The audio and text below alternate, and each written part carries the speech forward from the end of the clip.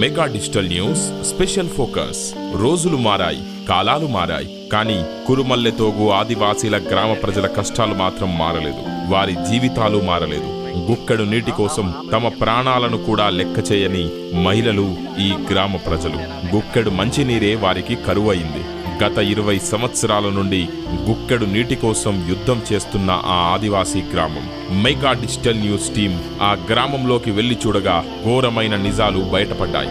ఒక్క నీరే కాదు, కనీసం విద్యుత్తు లేదు, రోడ్లు లేవు, బకెట్టు తాగునీరు కోసం తమ ప్రాణాలు కూడా లెక్క చేయని పరిస్థితి. ఇది ఎక్కడో కాదు, ఏలూరు జిల్లా కుక్కునూరు మండలం దామరచెర్ల పంచాయతీ పరిధిలో కురుమల్లెతోగు ఆదివాసీ గ్రామం.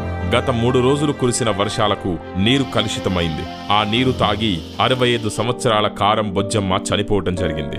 ఇంకా 5గురు అస్వస్థకు గురయ్యారు. ప్రతి సంవత్సరం వర్షాలు పడటం, ప్రతిసారి నీరు కలుషితం అవ్వటం జరుగుతుంది. ఈ గ్రామ ప్రజలు 23 సంవత్సరాలుగా ఇక్కడ నివసిస్తున్నారు.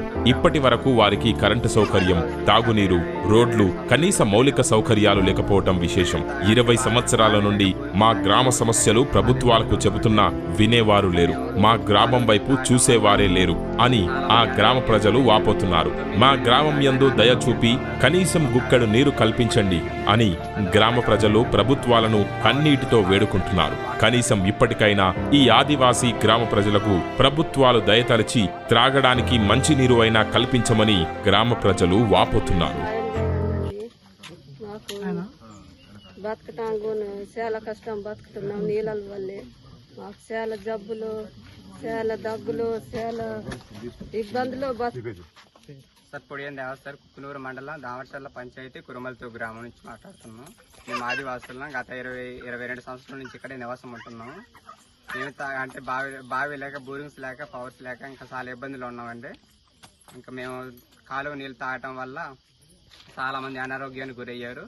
9-10 మంది దాకా అనారోగ్యంతో ఉన్నారు. ఒక ఆవిడ చనిపోవడం కూడా జరిగింది. అందువలన గవర్నమెంట్ కొంచెం పవర్ సర్వీస్, వాటర్ సర్వీస్ కొంచెం చూస్తారని ఆశిస్తున్నాం. మేము కూర్చున్నాం.